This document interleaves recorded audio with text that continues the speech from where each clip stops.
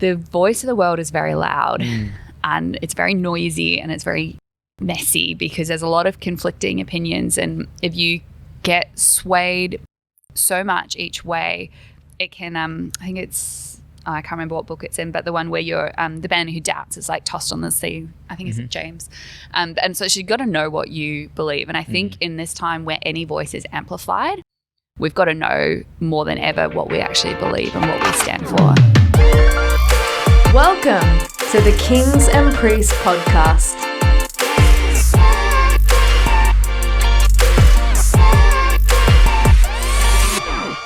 Hey, and welcome to the Kings and Priests podcast, where we are super passionate about amplifying the influence of young professionals for the church and for the world.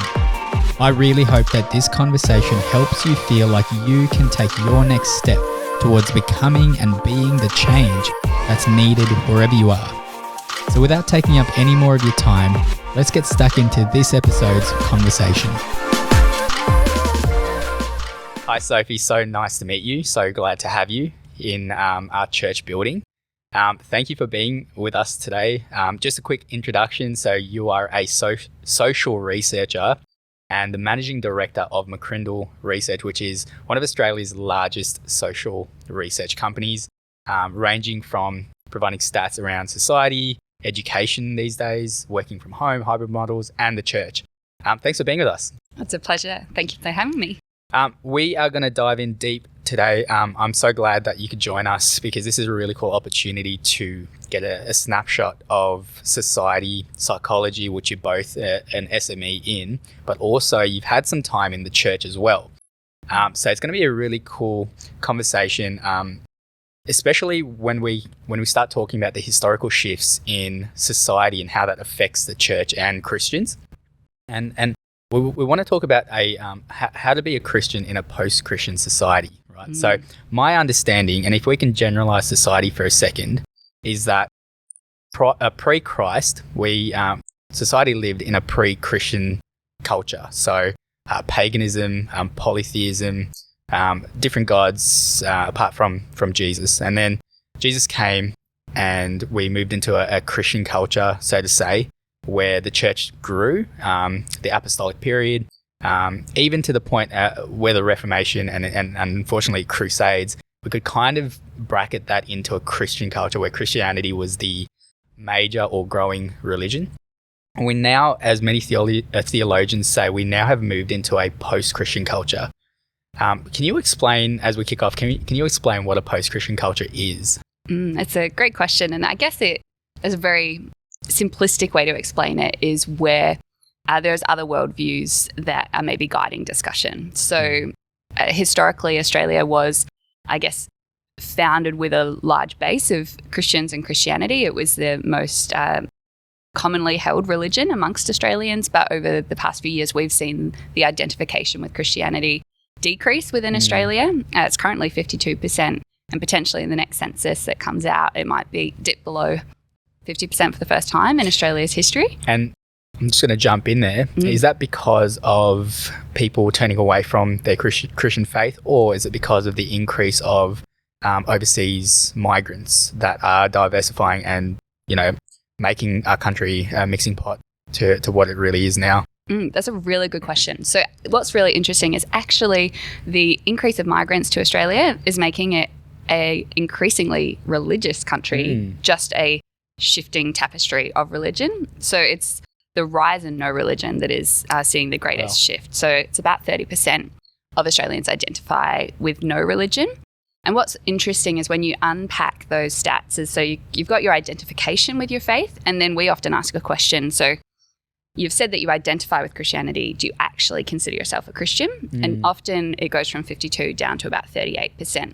So there's this jump in the middle, which we often call a cultural identification with Christianity. So say your family has been Catholic, and so on the census you might identify as being Catholic, but your actual practicing of that faith is not something that you live in at work every single day. And so I think what we're starting to see is that shift in the middle of those people that identify with a religion but don't necessarily practice it are increasingly ticking no religion on the census box and shifting, I guess, their approach and worldview. And do you guys dig into those numbers? So every number obviously has a story. What is, if you have identified, what is the reason why people still may identify on a census as potentially having a Christian or Catholic upbringing or family, yet don't really practice? Is there anything in there that we as Christians are missing, being in the church constantly, surrounded by people who are either professing and kind of walking out their faith as well? We kind of miss we miss that connection with people who might say they're Catholic or Christian but don't really walk the walk. What is the reason that you guys have found that people do that? Yeah, I would love to know the answer to that question, because there's so many different angles that you can hit it as, but it's a very complex piece as to why people might identify but not practice. One of the things is that I guess an identification with a faith does give that sense of belonging to something bigger than yourselves, and you can tick that without actually necessarily having to live out a different way. But we know that faith is hard sometimes and challenging, and the Christian life that we've been called to is not actually easy. And so unless you have a personal conviction of the belief in Jesus, the understanding and the realization of what it actually is and what it's about, when the rubber hits the road, why would you actually change your life or change your behavior if you maybe don't necessarily have that personal belief yourself? Yeah, so are you seeing a correlation in the rise of agnostics as well, where people are, I guess, saying, look, I believe there's a God. I don't know what that is. It might be, a power or a presence in the universe, but I believe that there's purpose. I believe that there's a reason for why I'm here. Are you seeing that kind of increase with the decrease of, I guess, the term Christianity or the label? Yes. So particularly amongst young people, there is actually a real desire for spirituality and to acknowledge that maybe there is something bigger, but not necessarily label it as Christianity. So there's a sense of exploration and digging a little deeper to explore what that might be.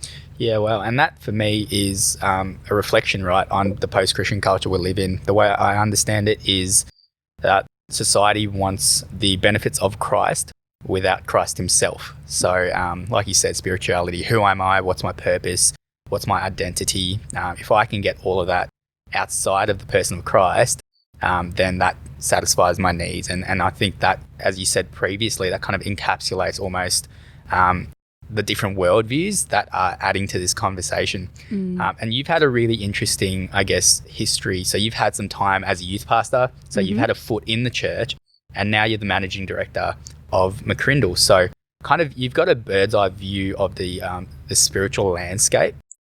When it comes to Christians and work, so that's a big place where I feel like a lot of Christians may not profess openly, and for due reasons. I remember working in a very difficult, and I say difficult in the sense that it was quite a liberal workplace, and it's interesting because the paradox is, even in that liberal workplace, a Christian probably wouldn't be as accepted as someone who may have different worldviews.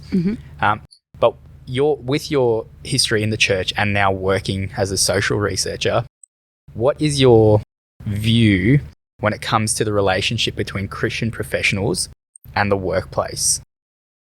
Yes, I think it is an incredible opportunity that as Christians, we have the ability to carry Christ into every single situation. And if we hide away in the walls of the church or just in our Christian club communities, some people might never actually get to experience what Christ is like.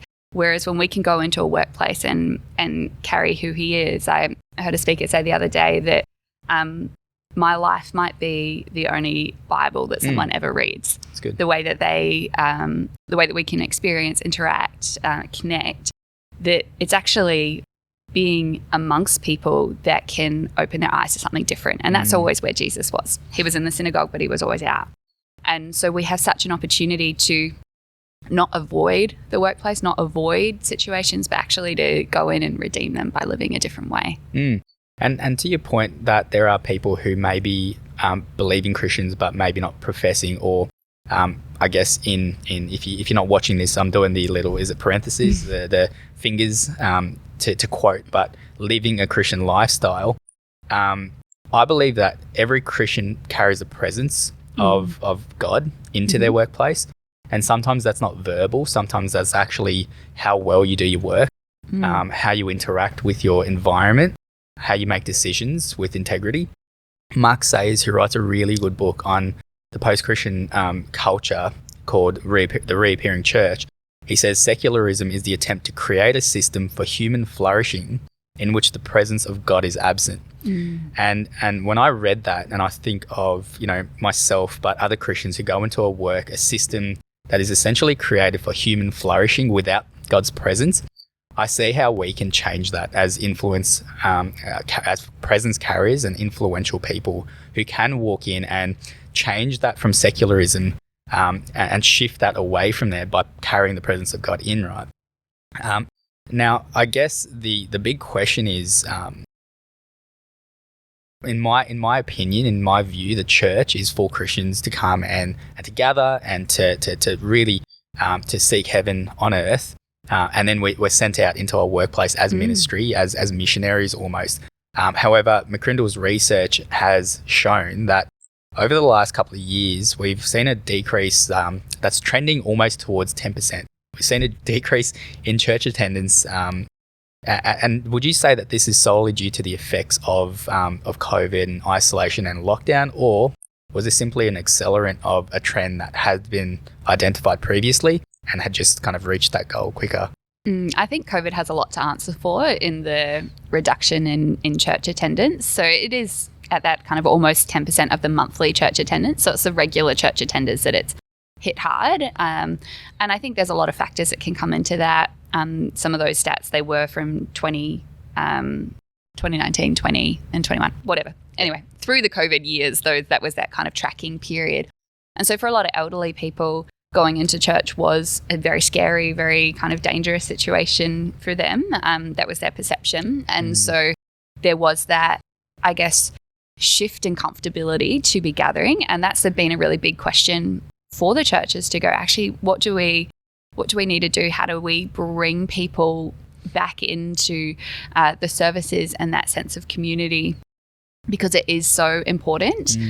It may have, I guess, accelerated a slightly different trend that we were seeing, which was around that deinstitutionalization of society, where people have, I guess, started to look at institutions and go, you know what, I don't necessarily trust this. I don't back this. Just because it's got a name doesn't necessarily mean that I'm going to believe everything that they say. And we even saw that in COVID with the government and the conspiracy theories that rose up and all that type of questioning. And the church wasn't immune from that. Yeah.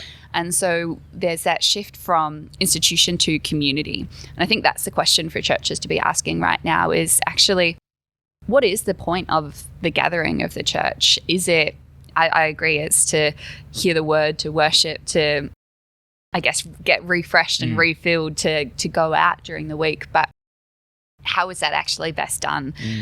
We've professionalized so many of our services along the way, but maybe have we lost some of that sense of community? Have we lost some of that sense of connection? I'm really passionate actually about intergenerational community because I think that's something that our world is missing, and the church has such a beautiful opportunity to bring that answer.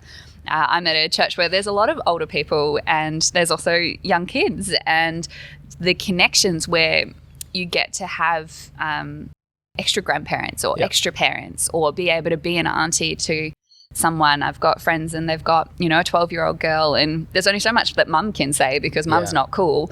But I can come alongside in a different way and speak into situations. And so there's actually so much opportunity in the church and gathering. And I think the church should be aware of this stat, but not necessarily scared of it, but just give the opportunity to go, actually, what are our key distinctors? What actually matters? Why do we gather?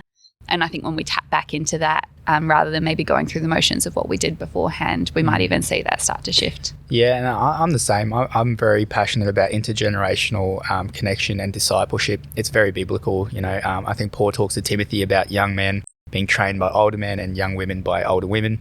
It's an interesting concept in the West's structure of the church.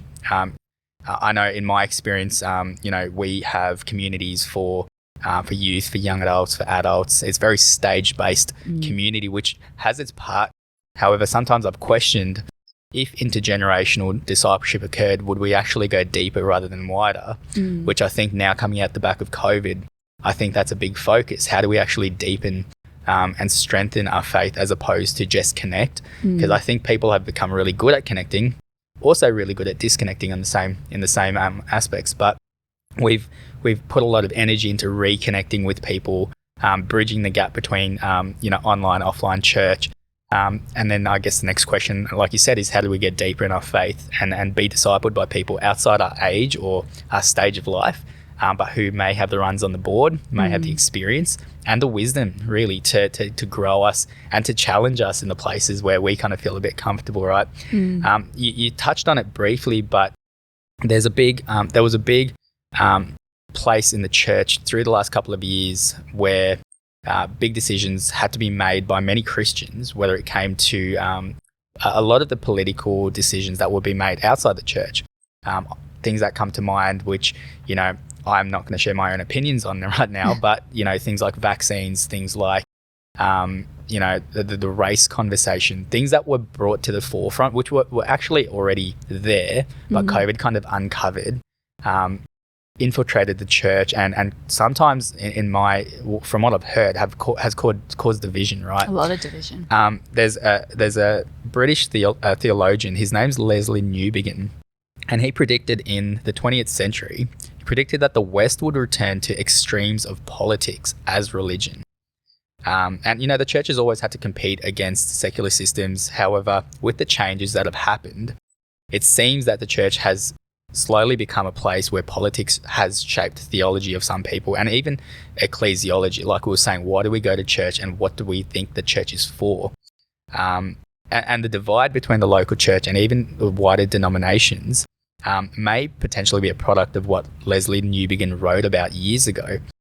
Because he then goes on to say that both the divide of both the left and right seek to expand personal freedom as a solution to the human condition. And I'll read that and I'm like, that is something that is, even personally for me, sometimes I go through where it's how do I actually increase my personal freedom with the solutions that the world may offer, right? But as we kind of know, it shifts the focus away from Jesus being the solution. But it brings to my mind, and I'd love to ask you this question, it brings to mind the verse in Romans about not being conformed to the patterns of the world, but being transformed by the renewal of our minds. Over the last 2 years, everything that's happened has really affected our minds. What does the renewal of our minds look like in today's day and age? Keeping in mind, I guess, the landscape of society, the increase of digitalism, consumerism online, social media, everything that increased as we isolated to keep us connected. What does renewing our mind now look like when we're moving back into a new normal, I guess, where we're back face to face and able to do something like this? That's a very good question. There's lots of elements, I think, that come into play, I guess, in the response to that, because there was a lot of adapting just to cope. And I think we need to just keep in mind that you can't judge yesterday's decisions based on today's wisdom. So you've got to know we did the best we could in that time, but there's always opportunities to learn. And I think it's as we come back out and we reset, what we saw was actually that COVID gave a lot of people a chance to revisit and rediscover what they actually valued. And we saw that family time in local community, a lot of that has increased for people. And the challenge now is how do we keep what we've discovered and not just get back into the rat race as kind of life takes back off. So that's probably more of a sociological element and us being part of a community. In terms of when it actually comes to our mind, I think that's where the Word of God is the most powerful tool that we can ever use. And continuing to read that and know what it says, because the voice of the world is very loud and it's very noisy and it's very messy because there's a lot of conflicting opinions. And if you get swayed so much each way. It can, I think it's, I can't remember what book it's in, but the one where you're, the man who doubts is like tossed on the sea. I think it's James. And so you've got to know what you believe. And I think in this time where any voice is amplified, we've got to know more than ever what we actually believe and what we stand for. And what's the lens we place those voices through to understand or to even discern if that's one that we want to listen to or if that's one that we just need to, I guess, take with a grain of salt. Yeah, totally. Not everything on social media is truth. And I think it's good to not have your own echo chamber of only your own voices, but I think you've also got to know what power you give to other voices and where you give your attention is probably the biggest question around how you renew your mind. Because if your attention is given to everything else, you're going to feel very drained. But if your attention is actually given to God, given to his word, and spent time in proximity with Jesus, that's where we'll find strength to actually live countercultural, because we can't we're going to give what we've received. So we've not actually received something from God, or we've not actually let him renew our mind. We're not going to taste any different to the world, I guess. And I guess there's an intentionality as well, walking into a world that is secular and that is in a post-Christian culture. We need to make intentional decisions every day, really, waking up every day, going into work, making a decision to be set apart and to live as holy. And that's hard. And like you said at the start of this, Christianity is hard. So we can understand why people don't profess openly that they are Christians. One, because the stigma attached to it by other people potentially.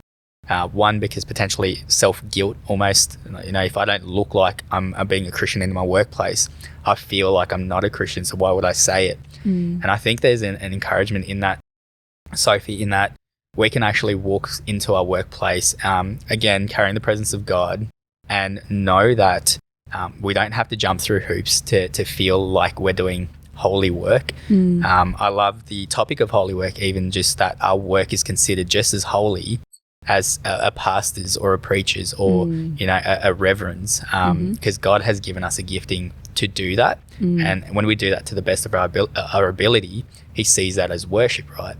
So I guess, when it comes to maybe if you can share some practical steps when it comes to waking up every day and looking at how do we renew our mind, but how do we, even before that, Paul's instructions, do not be conformed. So it's essentially, it's on us.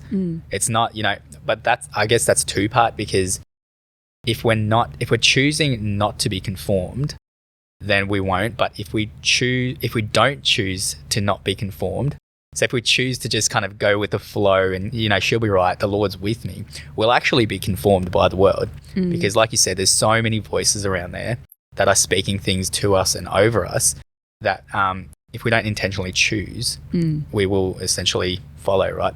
What are some practical steps to go into work and choose not to conform, but also to renew our minds in today's day and age? Yeah, I think the first and one for me is in whatever way that it is that kind of works with you to start your day with God. So for me, I drive an hour to get out to work every day. So my day generally starts with worship music and just prayer, and I just spend that time with God. We're just chatting, bringing things before him, talking things through.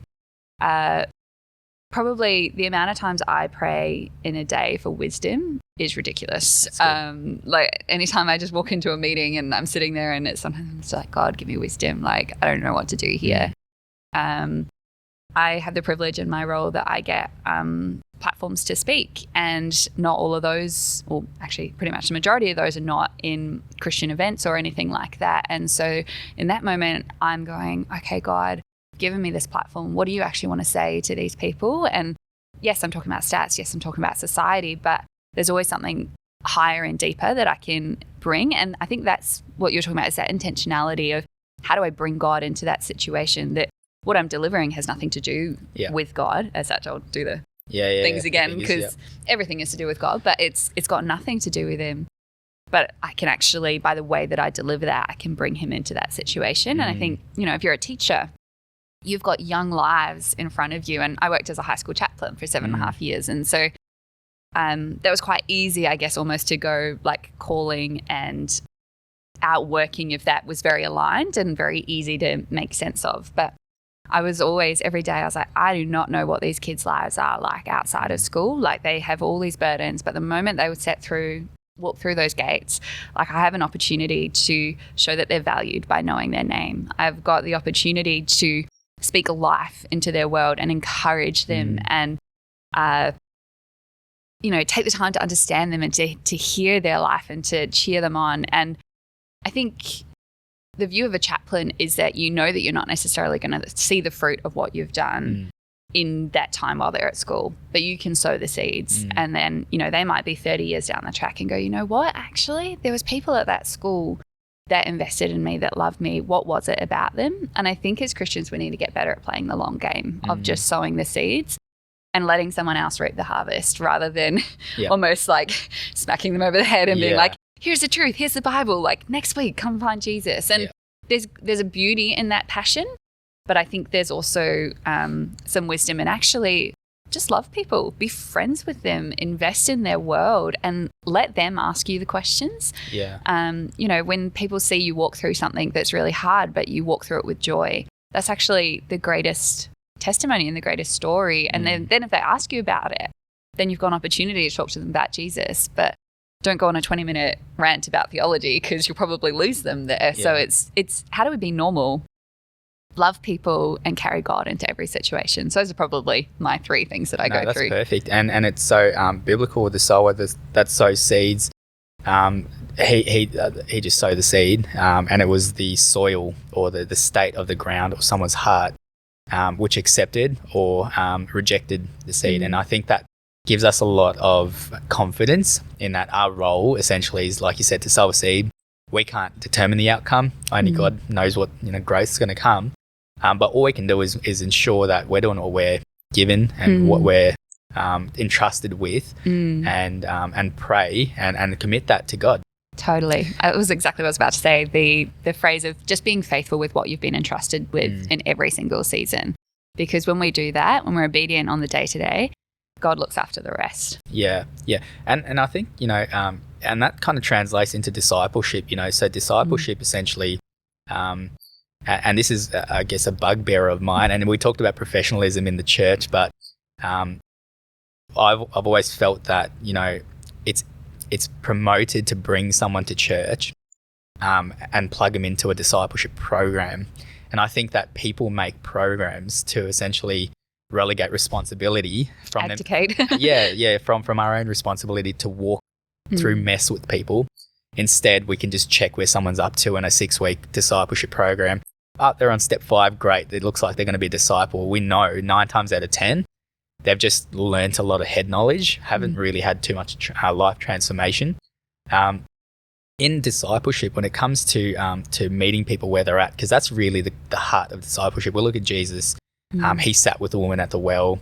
The Good Samaritan. He went to the poor, beaten up person and met them where they're at. They didn't expect anyone to be at a certain level. They didn't expect anything of the person. They just sat and went through the mess with them. Talking about, I guess, the shift in you're saying deinstitutionalized and potentially even decentralized church. We've kind of gone from this is a response, like you said, here's a response to lockdown and to COVID. We've gone online, and many churches were not ready for that, but now they're great at it. Now, that's also pushed discipleship, community connection into a hybrid space, right? So you can do that in person, or you can do that online if you choose. Now, talking about, I guess, flex work, flex church, with employers, which I know you're starting a project on employers moving to work from home and what that looks like. What about the church? Like, what's stopping the church from doing the same and going, okay, we're going to go, because we have overheads of buildings, we have, we've got to keep the lights on. What's stopping the church from going, we're going completely, online, so you can watch from home? I think there is so much that's lost when we go to only an online world. We did a really interesting study on Australian workers, and we found that 70% of people's meaningful relationships are built in the workplace, and that's above households and above their local communities. And so what that highlights to us is that the workplace is crucial for connection. So we really believe in the hybrid approach, not a solely work from home remote approach. So I say that to speak to the church question, where I would say it's very similar, that it is a deep human need to gather and to connect. Like if we think about one of the worst forms of torture is solitary confinement, that tells us something that actually being alone for long periods of time is not good for us. Now, yes, you can connect on digital, and that gives an element of that sense of community, but it doesn't fulfill that kind of skin to skin, hand to hand, eye to eye, like we're here, we're with you, we're on the highs and we're on the lows, because there's so much that you can hide on digital. You can give, it's much easier to give an illusion of yourself. Now, many people can do that in real life too. We all are very good at that actually. But it's over time and interacting with people face to face is much easier to actually be able to check in where people are. And I think, even the Bible talks about don't give up gathering together. And I think we've got to be really cautious that we don't see digital gathering the same as physical gathering. So it's not a replacement. No, it's an addition. It's an addition. And we did do a study in COVID, and we found that online was actually fantastic because it gave a great opportunity for people who might never set foot into the church to come in and experience and watch without being seen. And the metaphor they used was like Zacchaeus, that they could climb the tree and they could see what was going on, but they were kind of hidden. And that was giving an opportunity for people to explore and experience. But I don't think that's where we're supposed to stay as just an online observer, because the church is the people of God. And so if you've got a service without the people, I think there's a really big ingredient missing there. Yeah. Do you think discipleship can be done online? I think elements of it can be done online. I started out, actually met with a mentor in online, and that's where it started. And that was great because that was all we could do. We were in lockdown. We weren't allowed to go anywhere else. But as soon as lockdown was over, we met for breakfast and we met face to face, because I think discipleship, maybe this is one of my bugbears too. I think we've put discipleship to, let's meet for coffee, let's meet for breakfast, and tell me all your problems. Let me hear about it. And it's almost become this kind of counseling thing. Sure. But actually, that's got its place. But discipleship is more caught than taught in some ways. It's that doing life. So it's like, hey, my family's doing this. Like, do you want to come along? And then they get to watch and learn how you do family. They get to watch and learn how you interact with people. Yes, there's the opportunity and the need for the talks and the accountability and the where are we at and the growing moments. But I think that's just one part of it, and it's in a much broader context of just doing life with people and inviting them into your world. Which is so hard in today's kind of, grind culture, which people in the church have glorified in their own sense, right? Christians in the workplace are all about the grind and all about, moving ahead. And that has its place. And look, everyone is gifted by God to essentially get to the place they need to be to influence their workplace for the glory of God. However, like you said, making time, intentional time to do life with people in a world that is very consumeristic, it's very materialistic, is something that's so countercultural, but something that's so biblical. And moving, I guess, so we've seen a shift also. So, and it's the starting point, from what I believe, of the Great Resignation across Australia.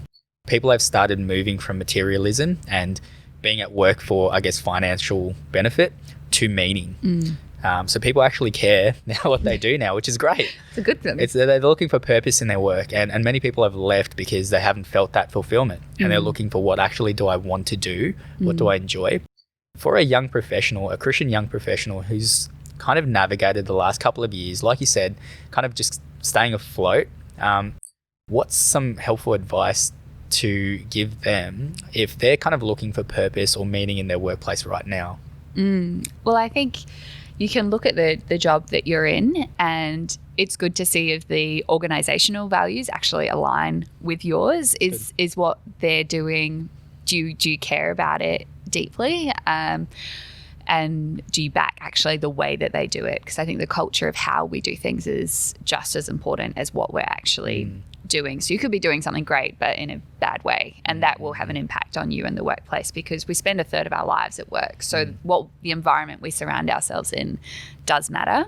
But we can also redeem and change those environments. So it's not to run away, but I think it's to be aware. I think awareness is key. I think when we think about calling and values and that sense of purpose, I reflect on kind of my journey. And as I said, I was a high school youth pastor, and that was really easy at the time. That it all just made sense. I was like, yes, I'm living on purpose, and it's really easy to see the links. And I used to describe that what I loved doing was helping people be the best version of themselves. And then I shifted into McCrindle, where I went from about 7 hours a day of interaction with people to working with Excel documents and looking at numbers. And I was like, this does not make sense. I was like, this is not my skills. This is not this, but I knew that I was supposed to be there. It was one of those sense of obedience moments. And then over time, I kind of learned, I was like, oh, actually, what I get to do now is actually just help organizations be the best version of themselves. And then everything that I learned in that time then has actually given me the skills to be able to lead that team now and lead that organization, which I never would have been able to do without going through that. And I never would have got to where I am in the organization now without starting where I did. And I think the better question, rather than kind of what do I do and how do I align that, is actually who do I want to become? Yeah, it's good. Because you can do that wherever you are. So for me, it's around helping people, organizations be the best version of themselves. I can do that whether I'm a teacher, whether I'm a social researcher, whether I'm a checkout chick, it doesn't matter. And so I think it's actually knowing what is that calling and unique sense of purpose and value of what you bring to situations that's outside of maybe what you do day to day for a job. And then I think it is where can you find those points that match up? But then also maybe if you're not in that, how do I bring that sense of who I am into where I am placed right now? Because so much of it is about being obedient and listening to God around where should I be placed and what do you want me to do in this place? And sometimes those connections are really clear. Sometimes those connections are less clear, but if that's where God has said, like, stay there. Yeah, and sometimes we have to go through seasons where it doesn't feel okay, because like you said, I believe that God doesn't care as much about what you do as opposed to who you become, because we are being transformed into His image. So in the places where it's really hard and we need to stay, that's a good mindset to have. Who am I becoming through these trials? Who am I becoming through doing work which might be mundane today, but could be really influential tomorrow? That's so good. And it's a great place to, I guess, end there, because we could keep talking and I'd love to, but I want to honour your time and the listeners' times. So we're going to jump into a quick fire round, which I'm going to ask you 3 questions and I'd love your answers as quick as possible. The first one is perfect because it leads into, I guess it has led into this, but what does your Sabbath look like? Intentional rest, carving out time. Generally a Saturday morning is my time, and don't talk to me. So phone off, flight mode. Yeah, pretty much. Go for a walk, do what energizes me. Nice. Yeah. What's the most impactful resource that's helped you out in business? James Clear, Atomic Habits. I love that book. Yeah, good book. And what's the best piece of advice you were given when starting out in business? People don't actually know what they look like they know, which is all to say, don't discourage a day of small beginnings. Don't just think that everyone else has got it together, but in some ways everyone's making up as they go along. And so just join the journey of making it up as you go along, and you'll find your place in the sun. So good. Thanks so much for being with us, Sophie. This has been a really insightful conversation. Thank you for bearing with all my questions that kind of, went every which direction. But yeah, look, I can't wait to put this out so people can really hear and get a pulse check on the world and the church today. I think it's going to be really beneficial. So thanks so much for joining us. Thanks for having me. It's been a pleasure. Well, thank you so much for being a part of this conversation. I hope you enjoyed it as much as I did. And if you did enjoy it, why don't you hit the subscribe button so you don't miss out on any future episodes. You can also join our online community via Facebook or Instagram. And better yet, why don't you send this to someone who you think it may help in helping them take their next step towards becoming and being the change in their church and in their world. Because don't forget, we are the kings and priests of our world.